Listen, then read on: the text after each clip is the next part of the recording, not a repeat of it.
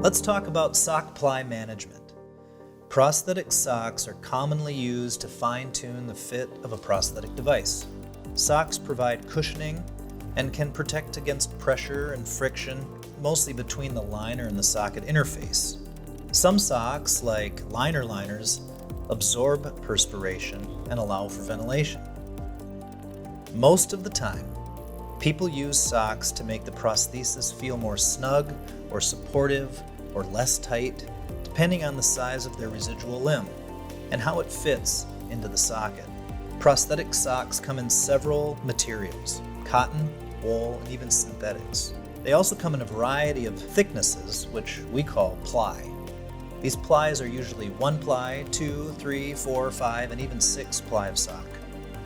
By changing the ply number of socks, you can adjust for daily changes in the comfort and fit of your prosthetic device.